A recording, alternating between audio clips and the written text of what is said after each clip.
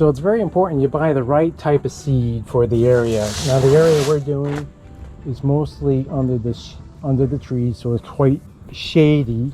So you have to get seed to correspond with the area. So if you're doing, I have a shade mixture here, which has, look at it, it's got some red fescue, some rye, and bluegrass. So how it works is we put it down, it's a mix. The rye and the fescue come in first within probably, I don't know, 7 to 10 days. Then the bluegrass comes in. That takes about 30 days. So it's very important you know your mixtures.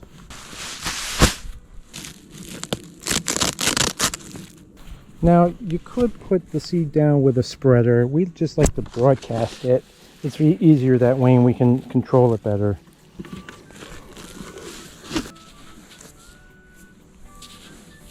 And we put it down very, very heavy. When it comes in, it looks like sod.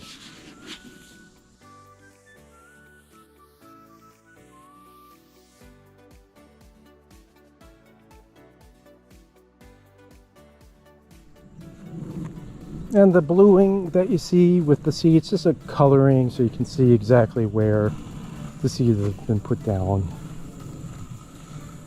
Alright, now we got to fertilize. I'll show you how we do that.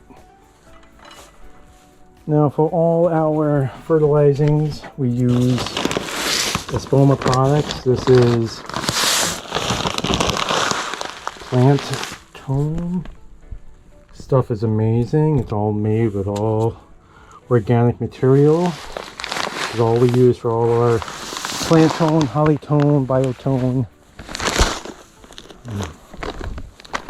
and rock phosphorus. That's what we do for all our plantings. Great about this stuff is never burns. You can put it down on the hottest day of the year and it'll never burn the lawn up. And with this you just sprinkle it over the seed. Everything's broadcast with us. Could use a spreader, of course.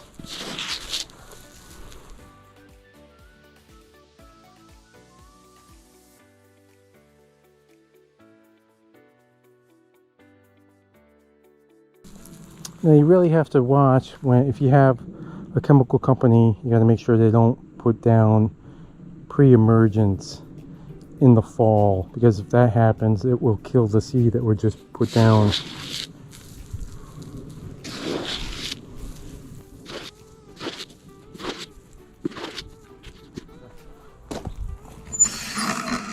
Okay, so the most important thing with any install is watering.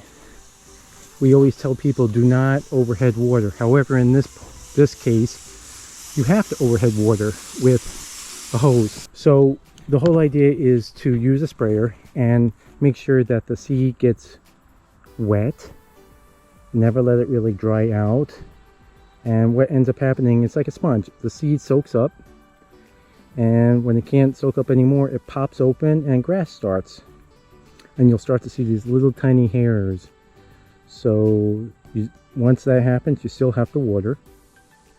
And no mowing till the grass is 3 to 6 inches tall.